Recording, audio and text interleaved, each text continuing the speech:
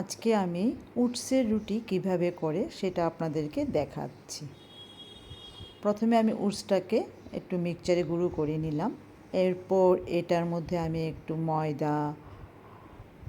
ময়দা না, আটা, তারপর একটু নুন,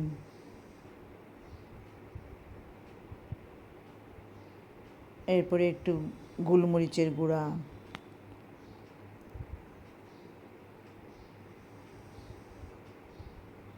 তারপরে একটু স্যালাড, গাজর, শসা, টমেটো, ক্যাপসিকাম সব কিছু অ্যাড করলাম, একটু কাঁচা লঙ্কা।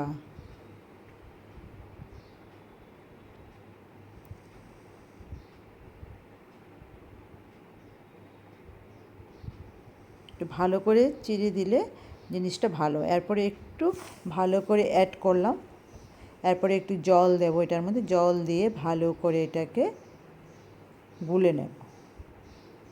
দেখুন আমি কিভাবে জল দিয়ে এটাকে ভালো করে অ্যাড করছি, ভালো করে একদম।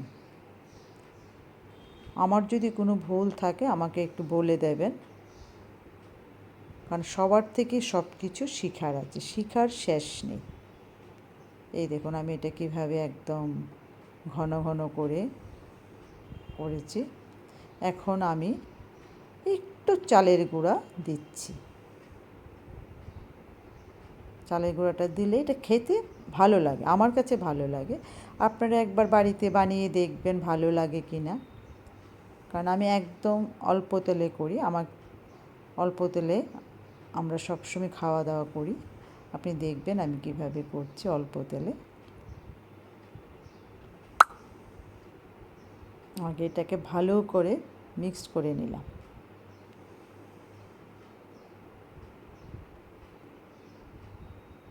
এরপর আমি একটু হাতটা ধুয়ে নিচ্ছি, কারণ আমি এখন তাওয়াটা বসাবো উনুনে, তার জন্য হাতটা ধুয়ে নিলাম। এখন আমি তাওয়াতে তেল দিলাম প্রথমে, এরপরে আমি এটা দিচ্ছি। প্রথমে একটু জোড়া লাগতে একটু প্রবলেম হয়। এই দেখুন কী সুন্দর জোড়া লেগেছে। এরপরে এই পাশটা হয়ে গেল, এই পাশটা উল্টিয়ে দিলাম। এখন এটা আস্তে আস্তে হচ্ছে। দেখুন কী সুন্দর হচ্ছে।